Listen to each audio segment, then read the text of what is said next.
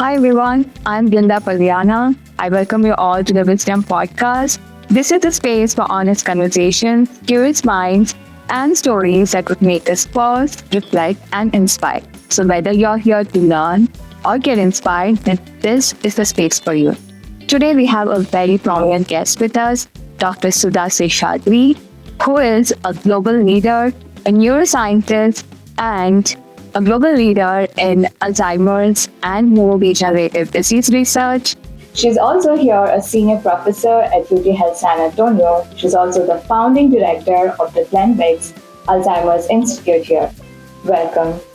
Thank you, Brenda. It's my pleasure and privilege to speak to the next generation of leaders. You'll be looking after me, so my pleasure. Thank you so much for accepting our invitation and being here, giving your precious time to us. So we would really want to have very honest conversations here. And let us start from the beginning. Your journey from India to leading a major institute here in Texas. What are your early experiences in life that shaped your decision to pursue neuroscience? And what were the few key moments that helped you persist and rise to this position? Thank you. So I was born into a family that valued education.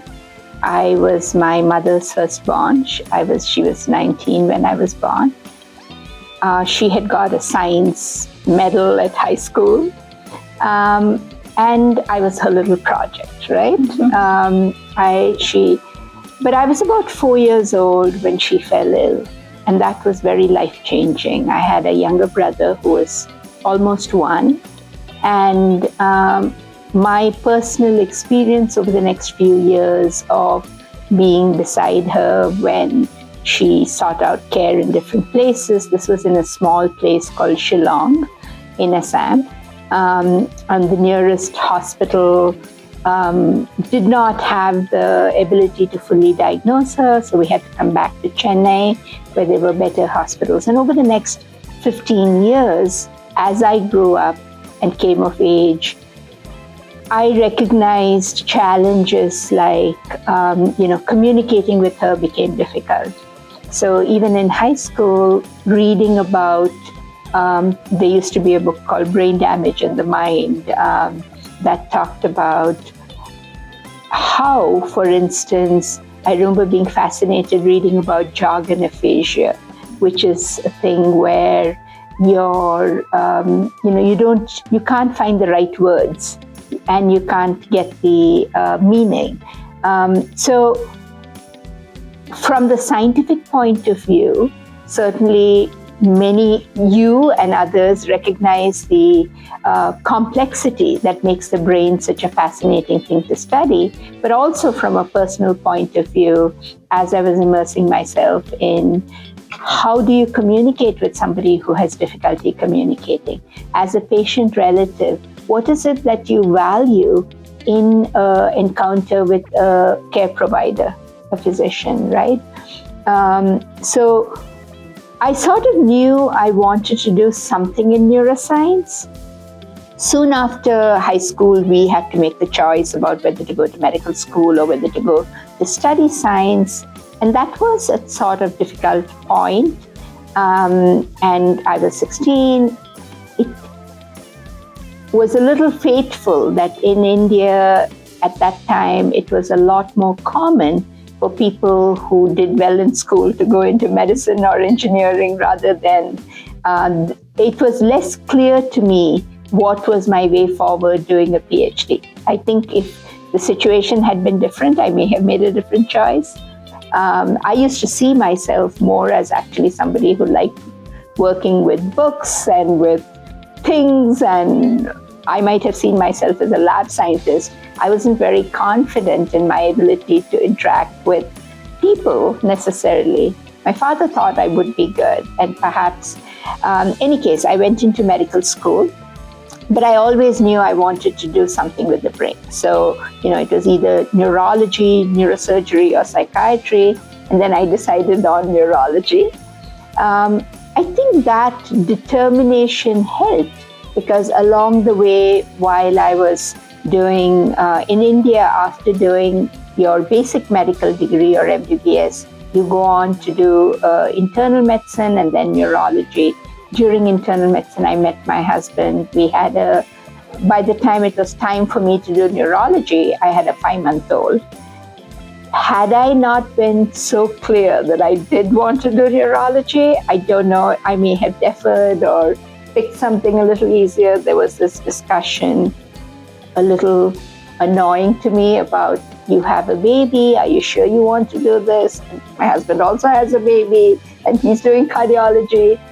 But I think that helped. That also, of course, made me a lot more careful and efficient with my time. I also had to come to terms with the fact, when I entered medical school, there was not the wealth of knowledge we have. So I used to feel like I need to know every single thing that's in the book, because you never know when you'll need it. Having to balance being a mother and a physician, I said, okay, I need to prioritize what are the things I need to learn and what are the things that perhaps I can learn later, kind of things. I still think the life experience made me better as a physician. And then I ended up coming to the US as a trailing spouse. My husband wanted to do cardiology fellowship at the world-famous Framingham Heart Study. And my daughter by this time was about 3.5. He was a good dad. We wanted to continue to stay together. So I came, and then over the next 10 months, I took the ECFMG exams and all that, and decided to do a fellowship. And we went back to India because that's what I'd wanted to do. Worked as faculty there for some time. Ended up that I was in Delhi, he was in Kerala with our now 7-year-old. And ultimately, after some years, we decided to come back. The other driving force was, there is so much wonderful clinical care that needs to be done in India. And the challenge with that was that we left little time and resources for doing scientific discovery. And scientific discovery is what enables you to take the clinical care to the next level. And so being able to come back here, that was really one of the important goals. And I think that's something all women, all physicians struggle with, of how to balance those two things. So 8 years ago, I was fortunate to have headhunters, they say, kind of reach out to me and say, at San Antonio, they are looking to build a program for Alzheimer's care. That's somewhat unusual. You'll be reporting to the president of the institute. They have raised $40 million, and there are many things about this place that's special. There's a VA, there is a bar shop aging program, there is other institutions in San Antonio like SWIRI and Texas Biomedical. And there was a study, I was working at the time in the Framingham Heart Study, and recognized the value of studying people who didn't have disease if we wanted to understand what brought on disease. You can't start with people who have an illness. And San Antonio had something called the San Antonio Heart Study that had begun in 1979. So collaborators, samples, methods, these can move over distances. But people, right? You have to go where the people are. We knew at that time that Hispanics had about a 50% higher risk.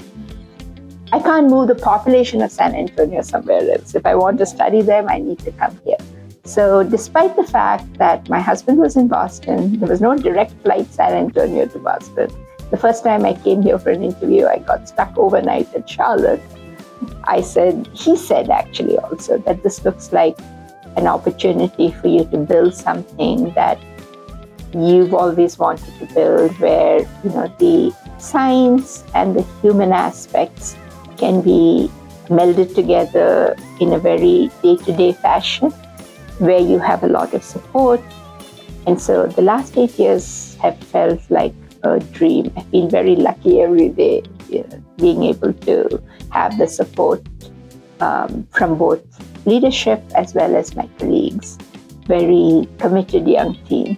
So that's a long answer, but I think, we are glad that we have this passion come to life in the form of Fix Institute.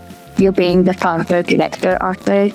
So I know you're very proud of building and getting the frame accessible to everybody.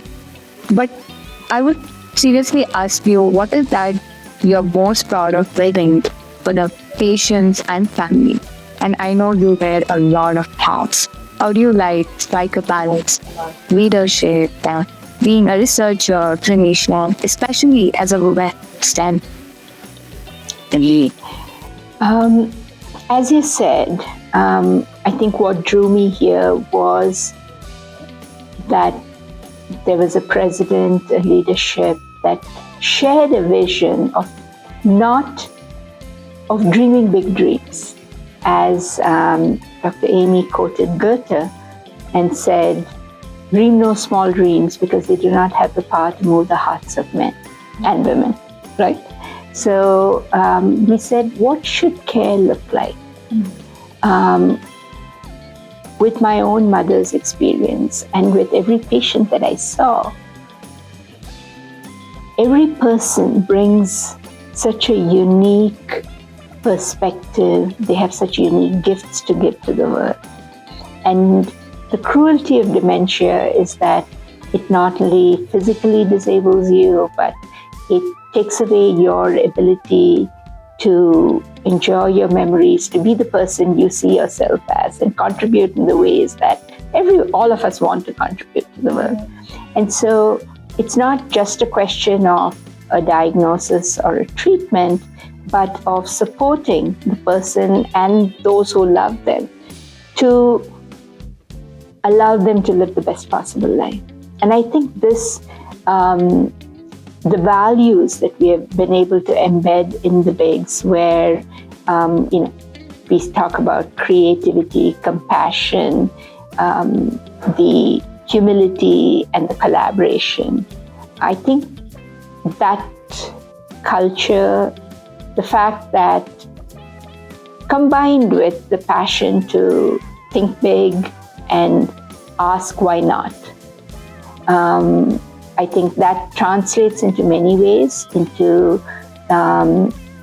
people who do innovative science, into people who find innovative ways to provide care. That's what I think.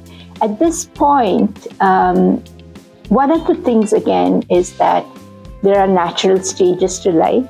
Yeah. And I think, but there are also personality types. And I think for some people, you can tell they enjoy mentoring, whether they are a 5-year-old looking after a 1-year-old, or whether they are a graduate student helping somebody else who wants to get into a PhD program. And so I have enjoyed mentoring. As you know, in India, there's also a lot of reverence given to guru, and we are all gurus at different stages. So at this point, the leadership is, I think, enabling the team to find and live up to their own potential, their own desires, right? Their own priorities in a way, and then weaving it together, providing them the network opportunities, the sponsorship opportunities, the research insights from a related field that might help them be more successful. My personal research has shrunk a little bit. The year I came, I was the 5th highest funded researcher in neurology in the country. Now I'm somewhere around the 20. But I think as a whole, the BIGS Institute research portfolio has really grown from about 8 million the first year to about 37 million, all funds with clinical and research. And that, again, is, I think, it has a multiplier effect. What a privilege to be a multiplier, right? Equally, The one thing I try to be a little mindful of is to be careful not to exploit, right? Not to have, it's unfortunately something that used to drive me a little bonkers is the first time I put my heart and soul into being a mentor for a K23 grant, they said, very well written, but we don't know that Dr. Seshadri has much experience being a mentor, right? And now if I'm the mentor on the grant, they'll say, oh, she's a great mentor. And I have less time. I'm not putting in what I could 20 years ago. But you have to balance that. So you cannot always say, you have to, I think, push the young mentor the mentors, but push them to ride on and present their own abilities. So yeah, I think there is a way to bring all that I have learned, all that I am, into the leadership role and the mentoring role, and see the research not in terms of what goes out with me as last author or first author, but as what are we adding to the pool of knowledge worldwide. Yeah. And recognize that, ideas are relatively cheap, and it's the, good ideas come to 20 different people at the same time. But it's the effort that you put into exploring that idea, implementing it, that is very valuable. I sometimes like to say, 90% of the people think they've contributed over 90% to a project, and they're all right, because it's a question of the perspective. I think one of the biggest values to keep an organization strong is, I think, humility and generosity, willing to think about everybody who has contributed, that if you don't consciously think about it, you forget somebody who has already left your lab or something like that. It's a learning curve. Every day there can be something that I haven't done as well as I could. And hopefully learn from that for the next time. Yeah, of course. Picking up about the pool of scientific knowledge that we all have the responsibility to contribute. And of course, the Glenn Biggs Institute and you as a researcher, you're all doing that job well. And talking about that, you have been a global leader in Alzheimer's disease and neurodegenerative disease, dementia research. What are you most excited about, or what are those breakthroughs or discoveries that you're most excited about right now? And where do you see this field heading in the next decade? Some of the things that I'm very excited about is the increasing recognition in brain disease that what you need to understand is the biology and the molecular pathways that underlie the disease in each person. And you're better able to do it now because you have methods that can generate large amounts of data, whether it's genetic, proteomic, metabolomic, epigenetic, transcriptomic, and you have tools that can, like AI, ML, that can help us consolidate the data to show innovative pictures. But with all that said, data is just data. Yeah. And then looking at that data and seeing the stories that are hidden in that data, that's where, at this point, I think a lot of human creativity comes in.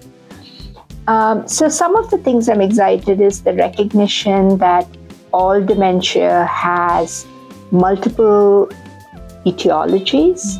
We are increasingly able to convert what we see in the brain at autopsy into biomarkers during life, whether these are imaging biomarkers like PET scans that can look at the molecules, like MRIs that can look at the connection patterns, like spinal fluid, and blood markers. And then once you have these biomarkers, we have an explosion of drug targets. One of the things that has really facilitated that is agnostic discovery. Like you can just do genome-wide association studies. When you are finding drug targets with molecular or genomic evidence for them, they are 3 to 5 times more likely to result in successful drugs. And there's something so scientifically, to a scientist's mind, sort of satisfying about finding a gene, fixing what that gene is doing abnormally in people who get the disease, and then having a solution, right? And this is something that is happening in pediatric conditions, but also now we recognize some of those same genes and pathways and drugs are helpful for late onset disease. So the combination of being able to make a precise diagnosis and find a group of drugs that can all lead to precision therapies is very satisfying. I think about tuberculosis or leukemia in the 40s and 50s, when these were such feared and devastating and inevitably fatal diseases. And then we started having one drug at a time. That wasn't perfect, but then over time, we've grown to be able to add CAR-T and, so many nanobodies and so many newer techniques. I think we are at the start of that period in a lot of the brain diseases. Finally, I think another concept that is becoming important and recognized is building brain health and resilience throughout life, right? And that the time to start thinking about your brain is not when you're 65, but when you're 5 and 10.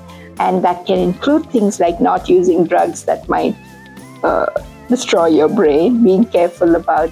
But it also includes things like lifelong attention to physical activity, to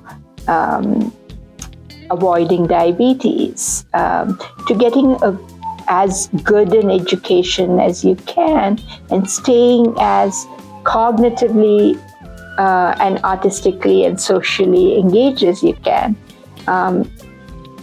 because that builds up resilience. I think you know this thing about we have the nun study brains here, and it was found that the kind of essays the nuns wrote when they entered the convent in their teens could predict their risk of developing clinical dementia or not. The rich essays, rich in content and ideas and language, seem to provide some resilience. So those 3 things, if we can do global prevention, which I think we know how to and we are doing, and combine that with targeted diagnosis and targeted treatments, I think the next 10 years, already 3 years ago, we have had treatments that remove amyloid. It's the first step. I think in the next 10 years, we're going to move towards being able to say, okay, there's a diagnosis of dementia, and we can do this, so that you die with it and not off it. Yes, that is so good. That's so inspiring. And in one of your interviews in the same line, I would like to quote you on that. You have said that you do not believe dementia is inevitable, just as you believe brain loss can be prevented, brain failure can be prevented. So what science today supports that belief? And how does it change the way you think about prevention and care as you have changed? Thank you for bringing that up, because I think that's something important that a lot of people need to have the message. I think I had said, just like we now are able to prevent bone loss, we should be able to prevent brain decline. One small piece of evidence, Dr. Seti Zabal, who is here, back in 2014 at Copenhagen, we presented data from the Framingham Heart Study over 40 years, showing that when we looked at the data, we were actually preventing dementia. We were delaying the onset of dementia by about 5 years. And at a public health level, that meant we were halving the risk of a person who is 65 developing dementia before they died at 87 or 88.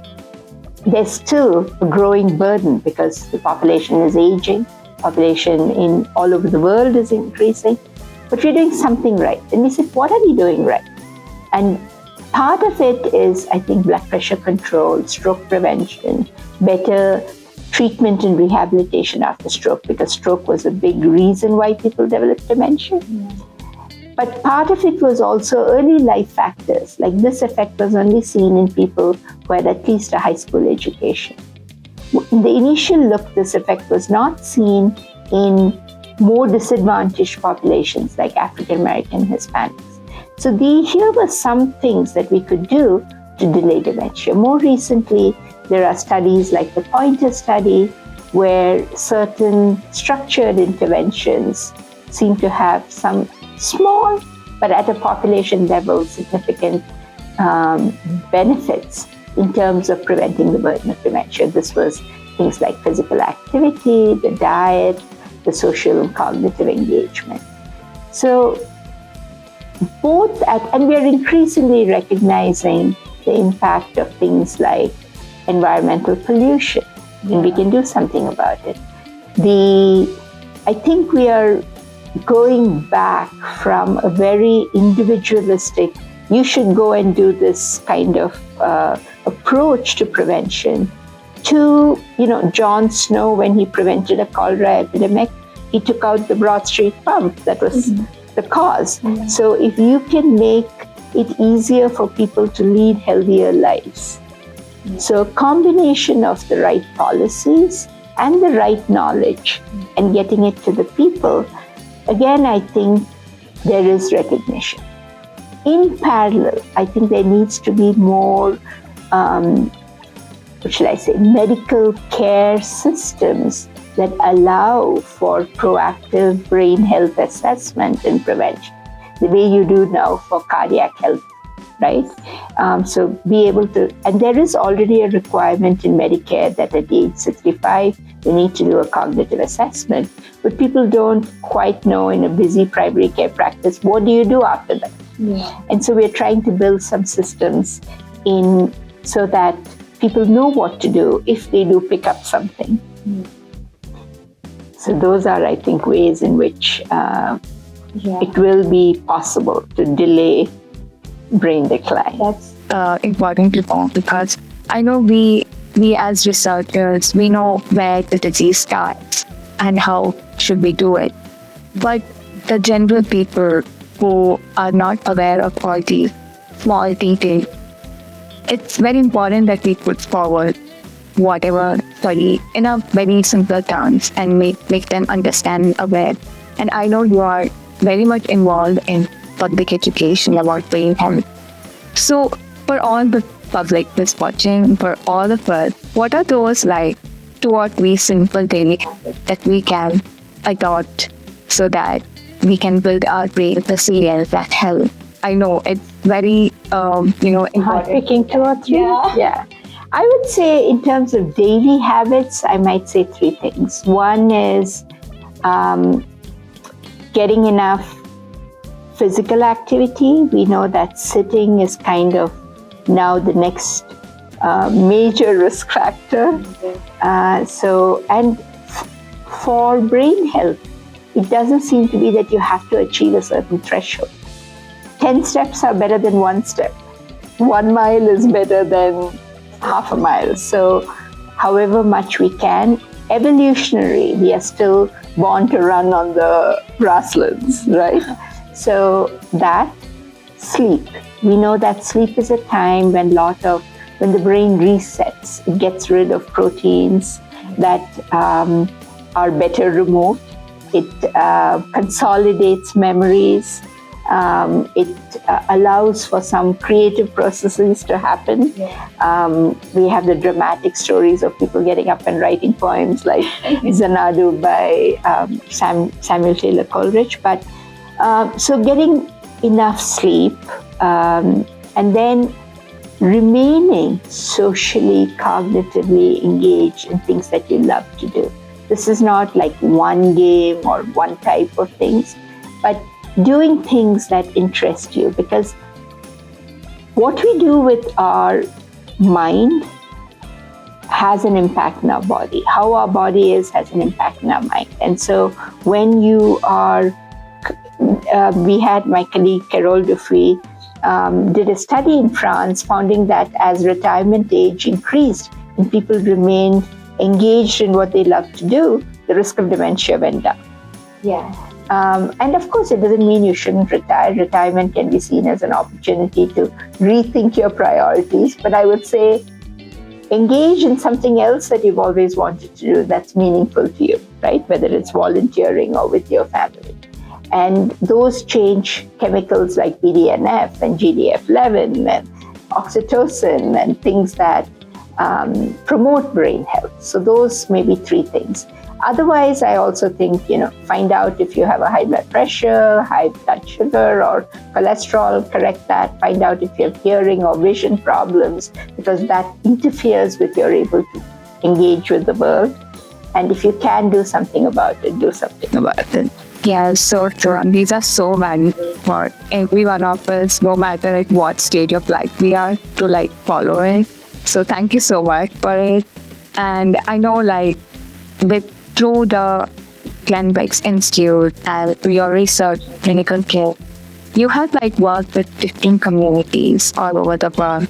So what has that taught you on how to reach to wider people and population, and what has that within you has that teaching for all of us who are very young, starting off? How do we ensure that our work benefits everybody? I think one of the things you realize as you grow older is that your perspective is one perspective, right?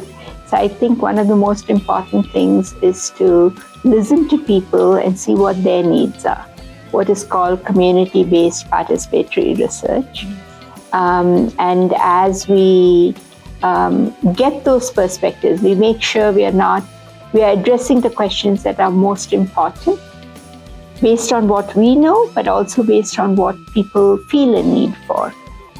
And that is true even among people who look and think and have the same background as you, right? But it's even more true if you're talking about people who speak in a different language or have a different set of cultural values or priorities. And we often start off assuming that other people are clones of us. Yeah. And so I think that India, as you know, is very diverse. And again, coming to the US is again very diverse because people come here from all over the world. And I think that's been the number one thing. You don't want to take somebody across the road if they didn't want to get to the other side. When you ask people, for instance, here we did in the San Antonio Heart Study, we said, would people be willing to come back? And we found, interestingly, that Hispanics were more open to lumbar puncture and a little more wary of PET imaging that involved radiation. Oh. That wasn't something I knew before we went and asked people. Mm-hmm. And it was the other way around for the European ancestry people. And but that also gave us confidence when we wrote the grant to say we will offer lumbar puncture to people. Not everyone will agree, but we know that in South Texas people do agree. Yeah. I was surprised as we taught people the value of brain donation at how they took that to heart and amplified the message. Mm-hmm. We had a pathologist visiting from UPenn. He said, how many of you are signed up to be brain donors? And he was so impressed that about 6 out of 10 people in that auditorium lifted up their hands. And then there are, of course, other things like before I had an MRI, I thought, MRI, no radiation, nothing, it's non-invasive, not a problem at all. Many people say it's noisy, it's claustrophobic, it's cold. Scary. It's scary, right? So I think it's true that you always need to listen to many voices to make sure that the questions you're answering are the most important questions. And in the same line, it's also important, as you mentioned, you love mentoring. And mentoring has been a big part of your career in your life. So when a young student, or a young woman, comes to you and says, I want to have a career like yours. What are those advices that you would give them? You know, one thing is, of course, that each person's career and path is unique, and that's the beauty, right? You already know many things I don't, and you will, as you grow, learn so many new exciting things. But and I have a daughter, and some of the things I say is